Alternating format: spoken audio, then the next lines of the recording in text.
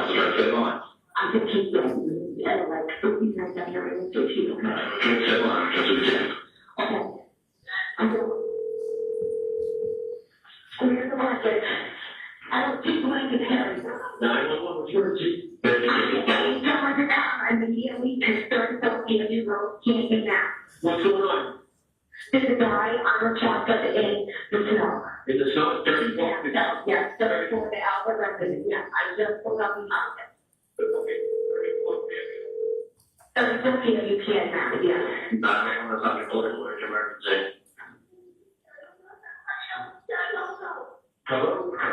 Yes, I'm sorry, can you come to 34? You Road in Canton? 34 Fairview? Yes, it's a man unresponsive in the snow. Okay, He's right there here, okay, what's going on? Is he face down? okay. We just flipped him over. Okay. And who's that in the background? Is that someone really? This is girlfriend, he has children. Okay, how old is he? John is 46 years old. 46, how long has he been outside? I don't know. I don't know. He got out of the car and it could have been a couple of hours. Is he Jerry? Is he? I don't know if he's breathing. There are two women trying to. It could be heat and it's. Okay, can you just try asking? I know it's tough, but we already have the fire department going. They're just gonna. Is he breathing, you guys? I don't think he's breathing. Okay, do they know how to do CPR? Do they want to test it? Yes, he's got CPR. No, I guess he's gone. Oh, okay. They don't feel comfortable doing so? No, I think he's passed away. Okay. All right, we have the fire department and the police department on the way. If everyone's declining CPR, then I'll hang up with you, and if anything changes, you can give us a call back. Where are you guys upset? I'm there. I know, I'm the phone with the ambulance. I know. So, Kelly, you gotta get off of me. Kelly, you gotta get off of him. Do you know if there's any alcohol or drugs involved? I'm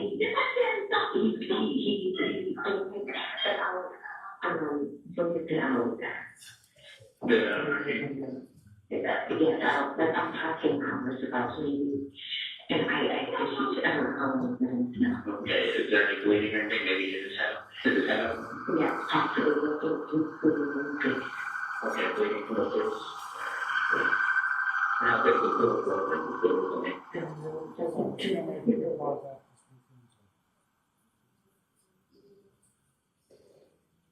If I could ask you just to back that up about 10 or 15 seconds or so, once the siren outside calms down. We're fine. Okay, bleeding from the face. All right. Yeah.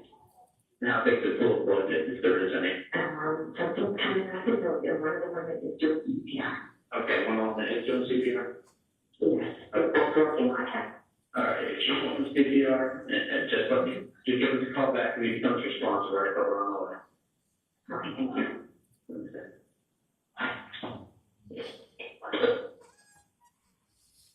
Thank you, Ms. Kenny.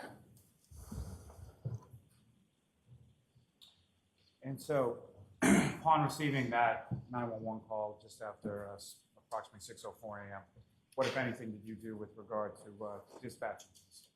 So once it was connected to Holbrook, you could hear me. I ended up dispatching my own officers, my downtown cruisers to 34 Fairview, and then I had one other cruiser come back to the station so I could get down there. And, so you yourself respond down there, is that correct? Yes. And about how much time elapsed from the time that you sort of transferred to Holbrook from the medical situation to the time that you travel down to Fairview Road? I would guess it had to be less than 5 minutes. And in addition to the patrol cars and yourself, who, if anyone else, did you notify in relation to that call when you... So I phoned Lieutenant Gallagher and Detective Sergeant Lang. Why then? Just policy, the seriousness of the call. Lieutenant Gallagher was the off-going lieutenant the night prior, the shift prior, so that's what you usually do. And Detective Sergeant Lang is in charge of the detectives. Now, when you left Canton Police Station to respond to Fairview, who, if anyone, assumed your role as far as manning the dispatch area in the 911? That'd be Officer Dever. And, may I approach? Yes. Dever. D-E-V-E-R. Sorry. And for Madam Court Reporter, if you haven't already, I'm sorry, could you just spell Officer Dever's last name if you know? Yes, it's going to be D-E-V-E-R. You're welcome.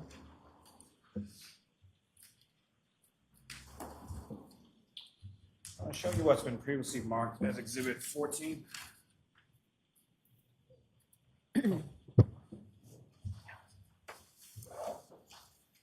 Sorry. Okay. Do you recognize that, sir? Yes, I do. And what do you recognize that to be? That would be our roll call log, press log. And as far as that particular log is concerned, is there any indication on there who sort of created that log? Yes, that'd be Officer Dever. And these are logs that you typically create when you're working that particular position as far as the dispatch desk, correct? Yes, it's pretty much a running journal for our department. And sort of how is that information gleaned and how is that sort of transmitted into that log? It's as accurate as the officer that actually enters the information. So if it was busy in there and she's by herself, you're taking information down, you're writing it, then you have to physically enter it into a computer. So there would be a delay in time. Thank you, sir. May I approach just to retrieve your? Sure. Yes.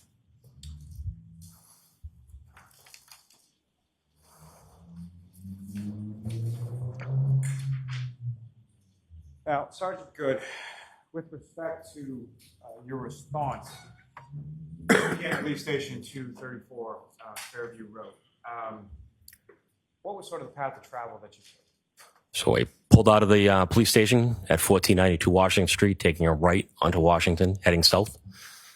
And then where did you go from there? And then I took a right onto Chapman Street. And then it would be your third right on Fairview. And coming down Fairview, what, if anything, did you note as far as sort of the elevation of the roadway as you come from the Chapman side down to where 34 is? Coming from Chapman, you're heading downhill towards the end of Fairview that meets Cedar Crest.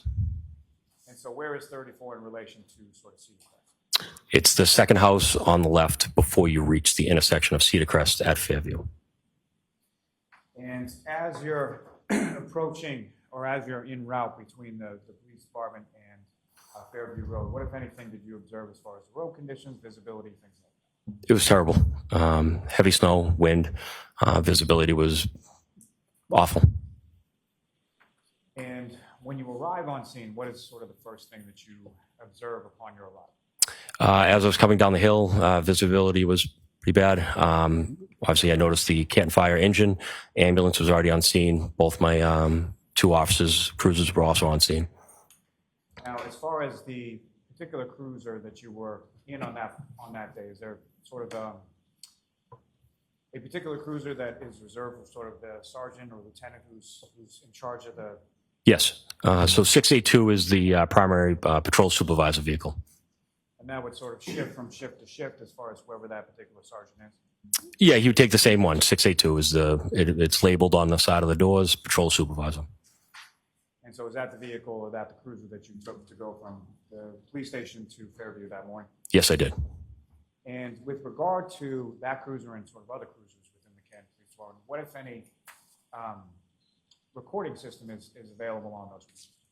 All marked units have it's called a WatchGuard camera system. It has front video camera, and then it also has in the prisoner passenger back seat, has a camera there as well. They should be working audio in the back seat.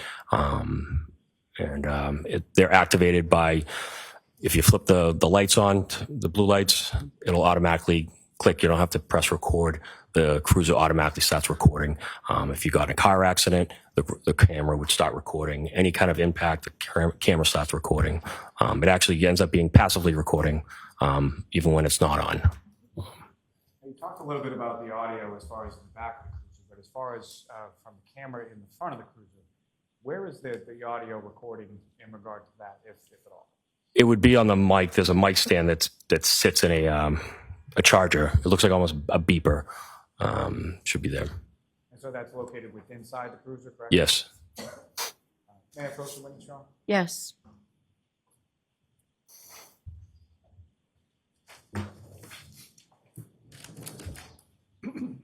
So I'm showing you a flash drive. Do you recognize that? Yes.